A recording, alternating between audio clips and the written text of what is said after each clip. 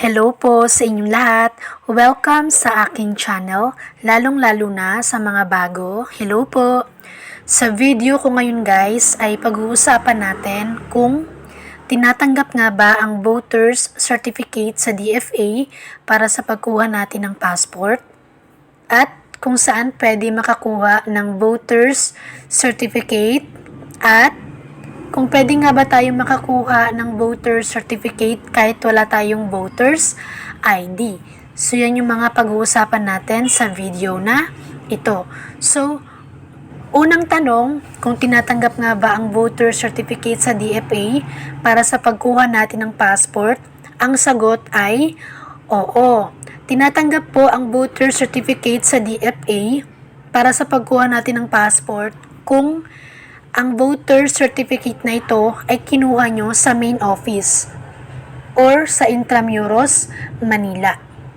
Kasi guys, yung voter certificate na tinatanggap ng DFA ay yung galing sa main office sa Intramuros, Manila.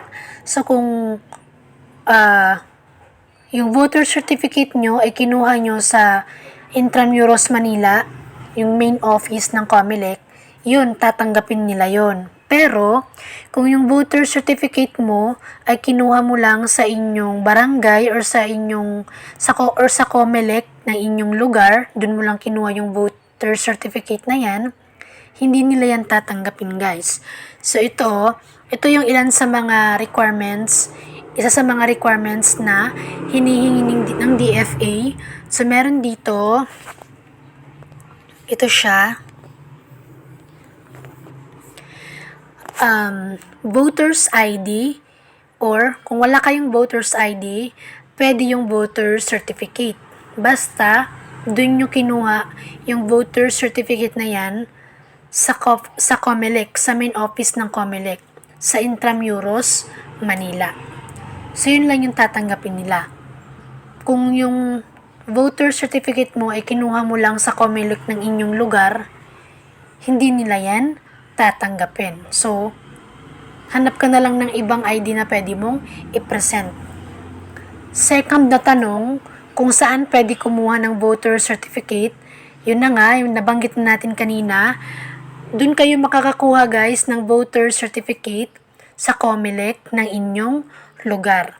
So, kung walang COMELEC sa inyong lugar, sa kalapit na lugar nyo, or kung saan mas malapit sa inyong lugar, dun kayo kumuha na may COMELEC, dun kayo kumuha ng voters certificate.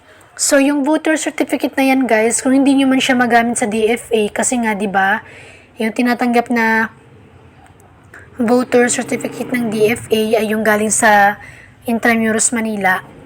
Kahit yung voter certificate na yan guys, ay galing lang sa COMELEC ng inyong lugar, pwede nyo naman yung magamit sa pag-a-apply ng trabaho, mapa-local man or abroad. Pwede yan guys. Sa DFA lang siya hindi pwede kasi yun yung bagong rule ni DFA. Dati guys pwede, pero ngayon binago na ni DFA yung sa Intramuros, Manila na lang daw yung tatanggapin nila. Malalaman naman nila yan guys kung dun mo yung kinuha sa Intramuros, Manila kasi may address na nakalagay sa voter certificate mo kung saan mo kinuha. Yan. Then, doon din sa pangatlong tanong kung pwede nga bang kumuha ng voter certificate kahit walang voters ID, ang sagot guys ay pwede. Kahit wala kayong voters ID, pwede kayong kumuha ng voters certificate. Kaya nga, yung karamihan nga sa mga kumukuha ng voters certificate ay yung mga walang voters ID. Tulad ko guys. So, itong 2012 pa lang, nagpa-register na ako doon sa COMELEC namin para nga magkaroon ng voters ID. Pero, ilang taon na yung nakakalipas, hindi pa rin ako nagagawan. Hanggang sa nagkaroon na ng national ID, tinry kong kumuha ulit.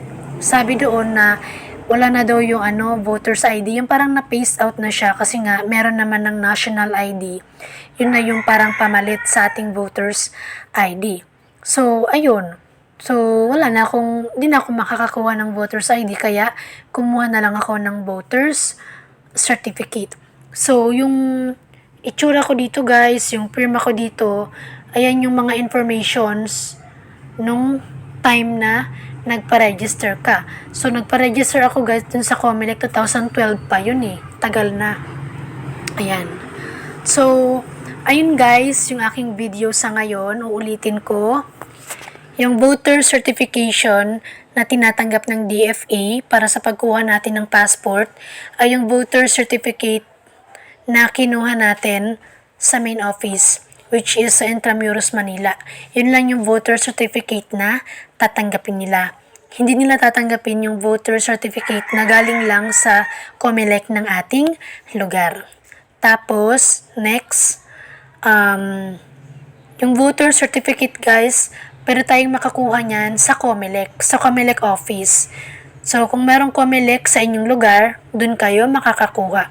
Kung wala naman sa inyong lugar, maghanap kayo sa kalapit nyong mga lugar.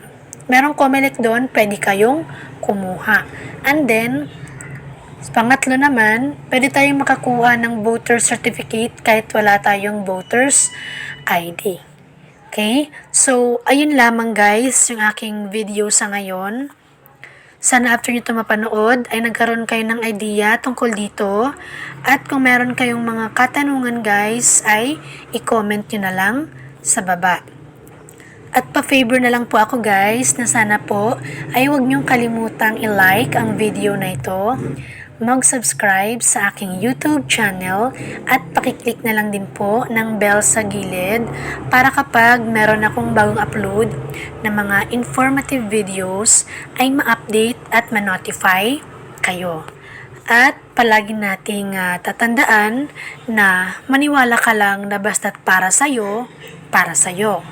Minsan, ang tagal dumating pero dumadating. Minsan, lalagpas pero babalik. Minsan, naliligaw pero sa'yo pa rin papunta. Tiwala lang na kapag si Lord ang nagplano, walang labis, walang kulang yan. Yung para sa'yo, sa tamang oras, mapapasayo. Totoo yan guys, kapag para sa'yo yung bagay na yun guys, kahit hindi mo ini-expect, kahit hindi mo gusto, mapapasayo talaga yan guys, kasi yan yung itinakda ni Lord para sa'yo. Hindi mo yan hindi mo yan may iwasan. Hindi ka na makakatanggi kasi binigay na yan ni Lord sa'yo eh. Okay? Ayun lamang guys, yung aking video sa ngayon. Maraming salamat po sa panonood. God bless!